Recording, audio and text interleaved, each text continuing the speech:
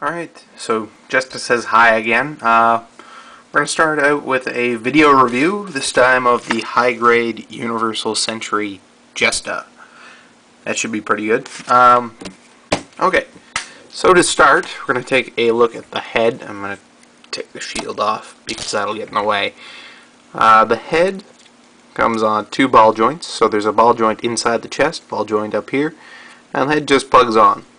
So it can get the chicken movement with relative ease, if only slightly, right? And I'd like to add at this point that it doesn't have a neck.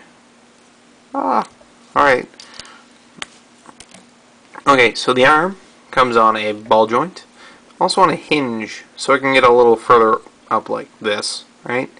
And, like the high-grade after-war Gundams, it has a polycap in the chest that comes out like that, so it can reach across its chest a little more. It has a polycap inside the shoulder armor, which allows it to rotate like this. I do believe my cat is yelling at me. Alright, so it can rotate below the shoulder, 360, relative ease. One hinge here, so it gets a little better than 90. And of course all hands are on ball joints, so the usual 360 and a little bit of wiggle. That's not too bad. Yep, I got a cat over there. It may require me to stop for a moment.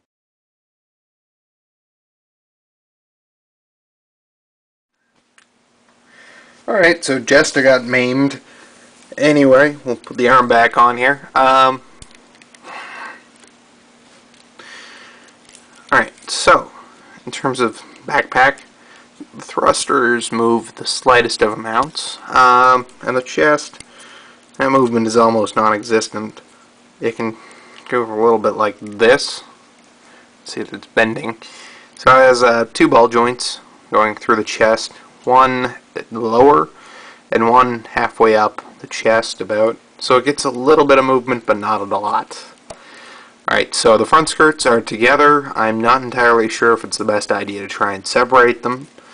The legs are on pegs off the crotch piece here, which can rotate side to side if you look close here. Alright, so that's on pegs. It can go this far out to the sides, and it totally can't stand like that. Not feet flat anyway. From there, you have the ability to bend about this far, meeting the front skirts, and then this far back, hitting the back skirts. That's pretty reasonable. And then you can rotate just below the hip with relative ease, all 360 degrees. The knee bends a little better than 90 degrees, though not much. Right, and the ankle can move side to side, just the usual ball joint stuff in there, and a hinge too. Alright, so forward, back, on the hinge, and then plus the ball joint there, which allows a little more. Alright. Okay, so we can move on to some accessories. You can see on the kit right now I've got two open palms, so you guys know where this is going, right? So on this rifle you can see that I have two more hands, a trigger finger hand here and a closed or an open fist, right, for holding that foregrip.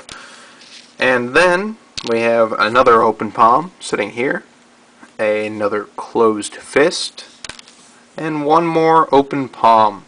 Or is that closed fist? Yeah, it's a closed fist. Open palm, two closed fists, and an open palm and a trigger finger hand on the rifle. There we go. Alright, and then it comes with a shield. That looks pretty good. Alright, so it comes with a arm on it that holds it off to the side in a deployed fashion. And then it also comes with a collapsed arm, so it isn't deployed in this one. I don't really bother with that. It looks way cooler with the shield off to the side. then this one part to just fill the hole on the backpack that's left by not having that in there. Alright, so you can see where this is on a peg. It'll rotate a little bit forwards and backwards here. And it has a peg and poly cap in there, so it can rotate up like this and rotate this way on that, right? The left to right rotation on that poly cap. Alright, so we'll try and throw that in there now. Alright, looks like it's kind of guarding the shoulder there. That's pretty good. Alright, so it also comes with the rifle, as you can see here. Alright, no articulation at all. It's one part, two parts, and then three parts. Just sandwich and then suppressor. That's pretty much it, yeah. Alright, so we're going to take a look-see at one last accessory. The beam saber on the forearm. It's a little tough to get out of there. I have to use the hobby knife myself.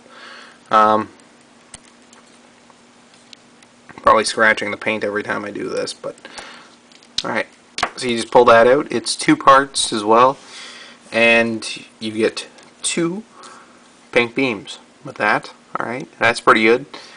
Again, I think you guys already know what that looks like. It's easy enough. And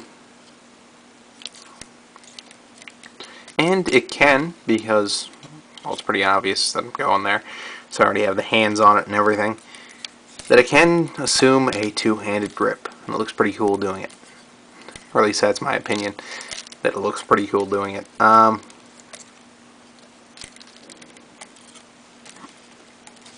and get a little more dynamic here. Move the shield into a better place.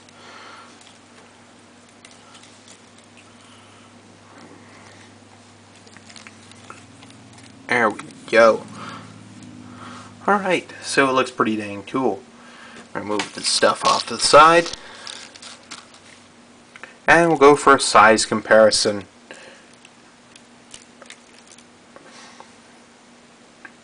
Yep, the Bawu is bigger, but I don't think it's by much if you take the backpack off. All in all, I'm going to say that this kit is pretty dang good. And I would recommend it to any hardcore Universal Century enthusiasts. The accessory count is not all that great, but the stability associated with this kit is fantastic, and if you're a fan of heaps of hands and little tiny parts, then I say this is fantastic. Alright, and thanks for watching, guys. See you at the next review.